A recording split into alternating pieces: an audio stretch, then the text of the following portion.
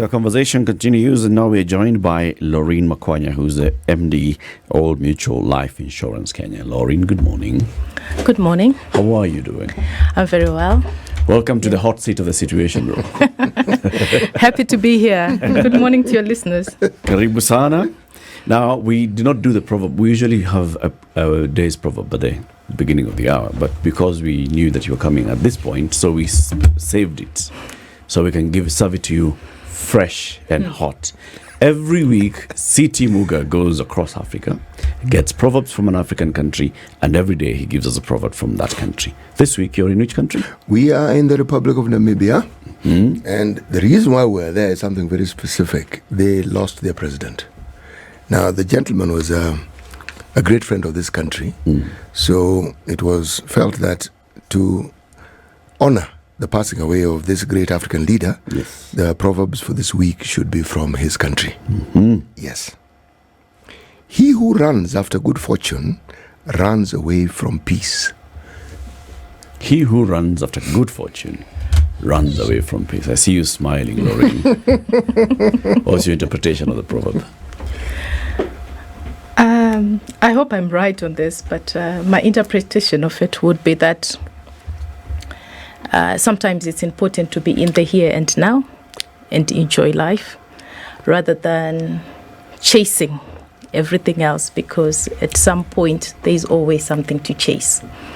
So give yourself peace, live in the here and now, appreciate what you have. Okay. Hey. You know, if this were an exam and it was out of 100, you'd have scored 120. Thank you. And not be accused of fraud. Of cheating the exam. That's a good interpretation. We were discussing before you came in the Old Mutual Financial Services Monitor and the findings of this. But first, give us the background. What is this Old Mutual Financial Services Monitor? So the Old Mutual Financial Services Monitor is a study that has been done by Old Mutual in other countries for quite a while. We're doing it in Kenya for the first time. What it aims to do is to provide a snapshot of financial behavior of Kenyans and provide essential insights that will collectively help to drive financial well-being in the country. So it provides a holistic and foundational knowledge covering the broad financial landscape in terms of the attitudes of the people and everything. Yeah. Among the things that we've seen, of course, is the impact of this. Half of Kenyans are financially stressed as pay shrinks, and also what it means, people trying to get by with finances. The other thing that we noticed from that report is that, again, half of Kenyans are dedicating their income into just the daily living, into food, into household items. Tell us about that. So when you look at what the study showed and where we are as an economy, I think that we are acutely aware of the challenges in the current economy, and it's not something that is unique to Kenya at the moment. Many countries are facing the challenges are prevalent across the continent and worldwide, driven by various factors, including things like climate change, including the social unrest in different parts of the world. So the study did show that half of Kenyans are financially stressed. Close to half are financially stressed, and only 1 in 10 are earning more than they did prior to the pandemic. So we haven't seen income growth. Additionally, it showed that we're spending about 59% of our earnings just on day-to-day living. And this is quite high when you compare to the average in the other countries that we do this study, where it's sitting closer to 51%. So you can see that there are some stresses there, and people are trying to manage in different ways, including 50% of Kenyans actually own micro businesses, and 22% are polyjobbers, which basically means they are not expecting an income from one stream, which is the job. They are having to do many other things. They have side hustles. A lot, not just one. In some cases, some they have two, some have three, just to make ends meet. And still, even with the main job and the side hustles, they're still in financial distress. Yes. So essentially, when you're looking at the character of finances for a typical Kenyan today, and one of the words that you use also in this and tracking is well-being, financial well-being, how then would you characterize the state of finances for the typical Kenyan today? The way that what we saw in the study was that there's obviously some great stress, but there's also a great response and overwhelming positivity in the nation around the future. I think upwards of 70% of Kenyans believed that although we are in this situation now, the future is going to be better. So we see a lot of resilience, a lot of hope in the people of Kenya, and a lot of hard work actually when you start thinking about this polyjobber situation, the number that have got businesses. I said 50% have got small businesses and are trying to make additional income. So you see, and when you look at borrowing to fund business, most of the borrowing is around funding business. Most of the savings that is happening in the country is so that one can start a business. So you also see a very strong resilience and entrepreneurship spirit, which augurs well for the country, I think. With 59% of income going into the daily, then that means a phrase that was recently used here by the government spokesman is true. We are hand to mouthers. What does that say about her savings? Saving for future, saving for retirement. So when we what came out of the study was that people are acutely aware that they need to save. There are certain things that they are very important to the Kenyan person when it comes to saving. One of those that were in the top 5 that I will highlight were really around children's education is something that is very important. Retirement was something that that came up. Saving to start a business was something that came up. What was surprising is that when it comes to something like retirement, people are aware that they need to save for retirement. They even went further. I think about close to 50% went on to say that we don't think that our children will look after us in retirement. So people are actually acutely aware that the children will not be able to look after them. But for some reason, we're not getting to saving for retirement. So we are looking at the here and now. So our role as an organization like Old Mutual, which really wants to promote financial well-being, is to get the message out, to do a lot more around financial literacy, to help people balance the here and now and the future, because the future is coming. It may look very far, but it's coming. And with some of these things, like retirement savings, the earlier you start, the less you have to put in because of compound interest. If you're saving for 30 years, and then apparently retirement saving only comes up when one reaches 50 and it's very close, and you're not giving yourself enough time. So that's really what we want to promote, the financial education. We've done a lot of programs with universities, with junior and high school, and now we have also worked with KICD so that financial literacy is part of day-to-day education. So by the time you're out of school, you're ready. Could you talk a little bit more about that? Because this is something we've spoken about here, but we actually haven't heard of anyone who has actually put it into practice. KICD, universities, the thinking behind this program and the details of it and the actualization of it and how you hope to have it actually bear fruit? So what we have done with KICD is, as they re-looked at the curriculum, we say that there are certain financial concepts that should be taught from a very young age, so that as you grow, these things become part and parcel of you.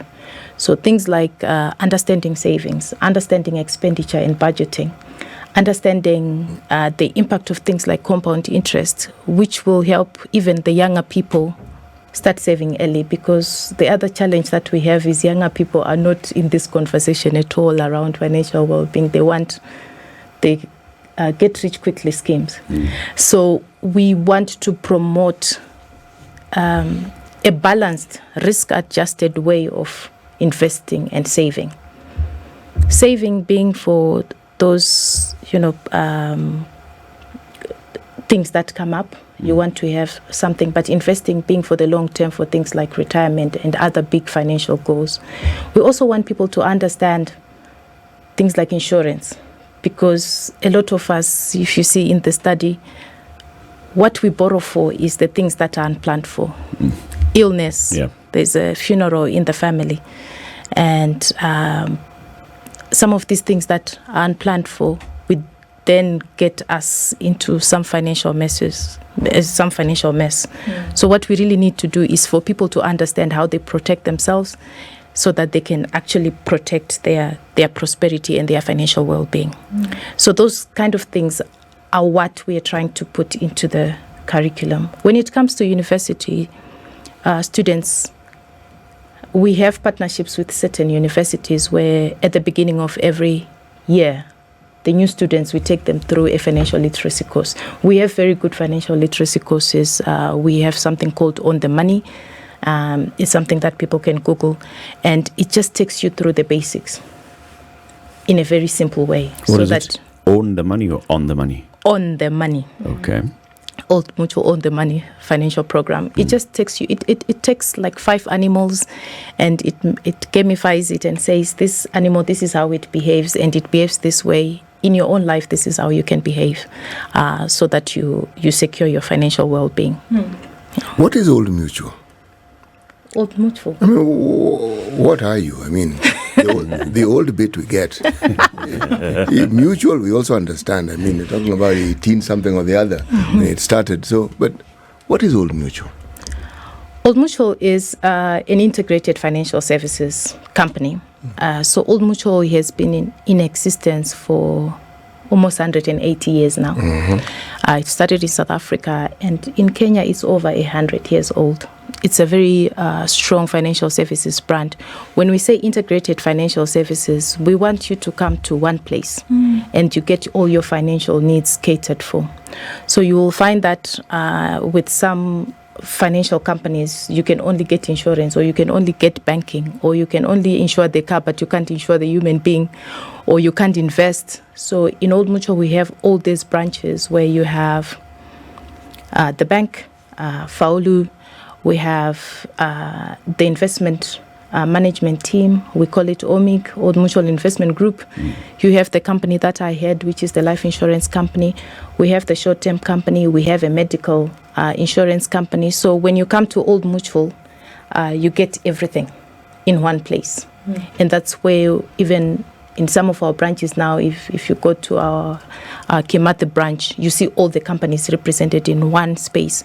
And the people that are there are able to talk to you about your entire financial needs. So that's part of that financial well-being, so that if you only speak to a company that is dealing with one part, they can't give you the comprehensive view of all your financial needs and help you plan in that way. So now, of all things that we're looking at, and where you look at the health of folks as concerns their finances, now with the launch of the monitor, what does then this essentially help to launch into? What is the launch about, and what will we then be able to see moving forward? Okay, so the as I said earlier, the Financial Services Monitor, what it is trying to do is to understand the behaviors and attitudes towards finances. So while there's a great science to financial well-being, we all know we need to save, we all know we need to do this.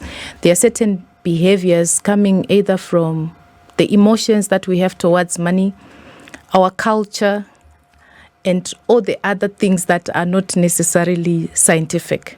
And what it is giving is, what are those attitudes?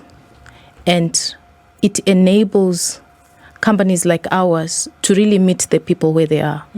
So that when I'm speaking to you, I'm not discounting that you have family or friends that will contribute if something happens, and whether that is a sustainable model or not.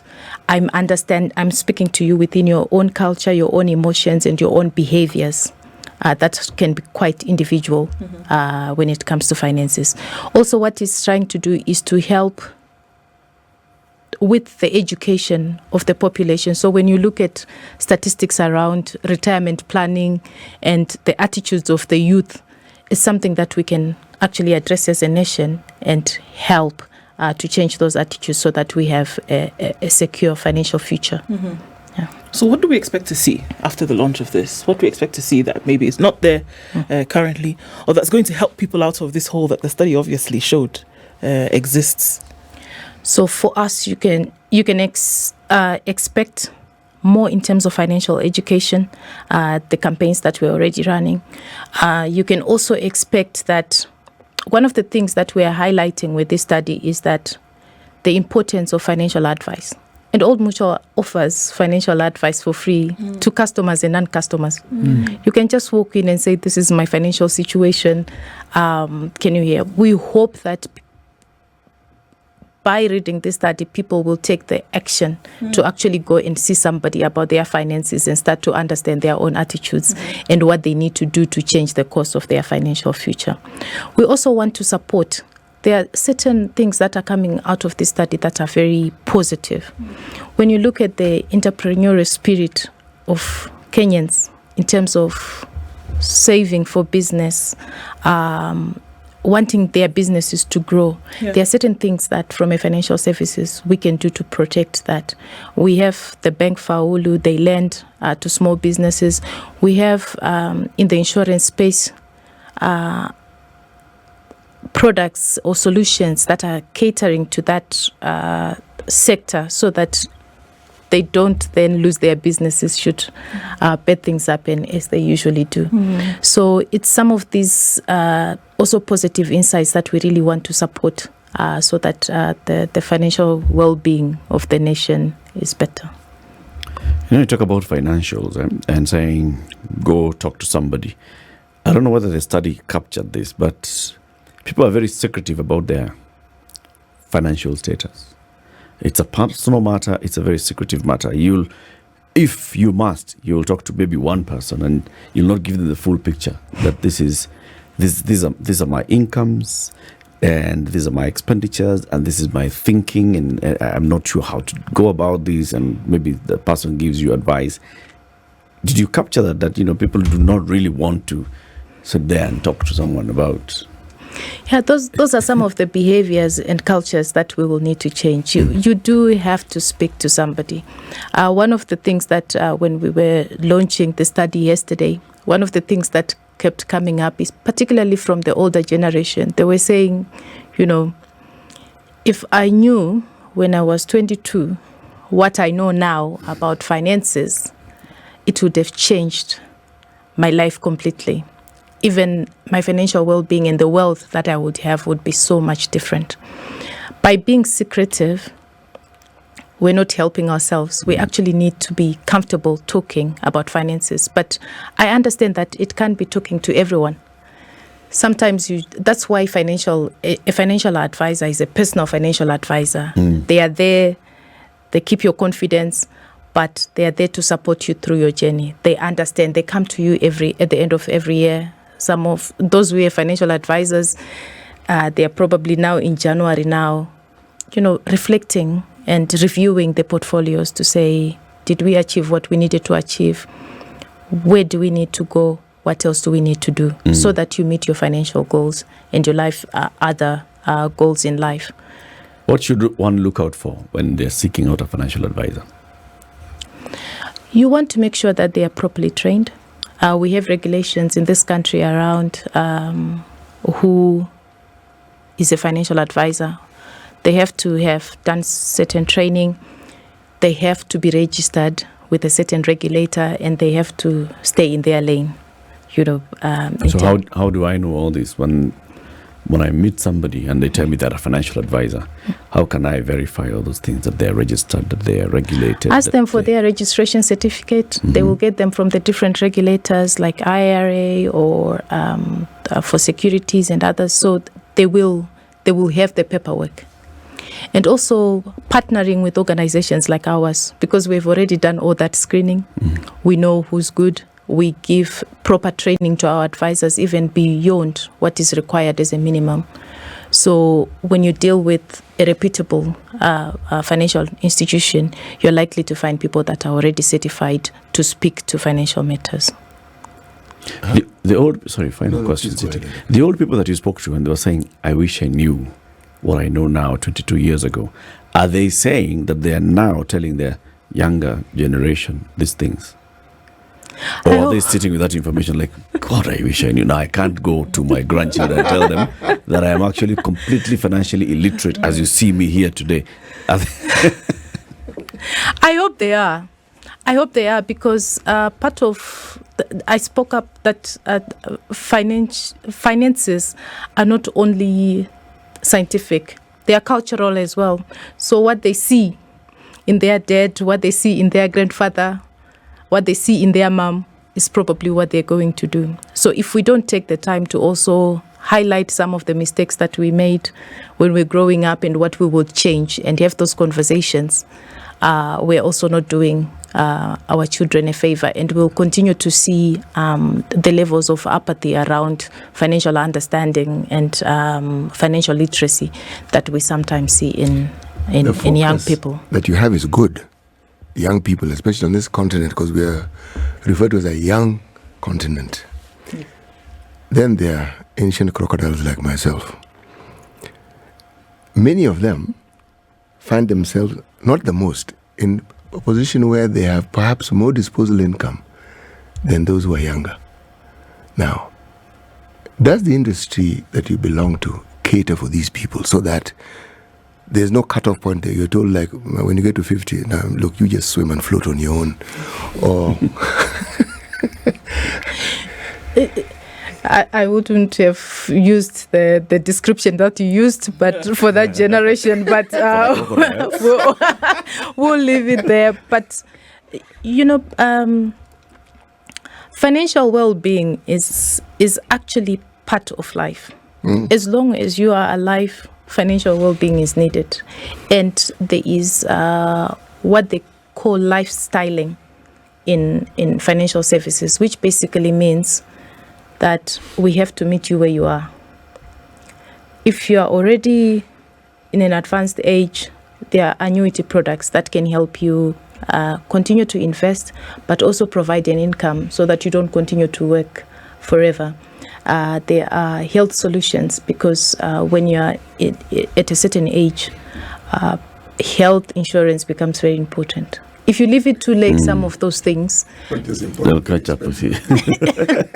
Important and expensive. But without it, things can get a lot more expensive. That's true. It's by sitting with a financial advisor, this is why it's very important, because financial advice is such a personal thing, and it has to meet you where you are.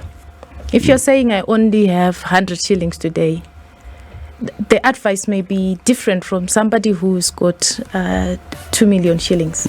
So it has to meet you where you are, and it has to understand what your dreams are, what are your attitudes, and where do you want to go. Loreen. So it's really personal. Okay. Yeah. Loreen Makwanya, CMD, Old Mutual Life Insurance Kenya, has been our guest. Thank you very much. Come next time and stay longer. Thank you for having me. This is the Situation Room, the only way to start your day.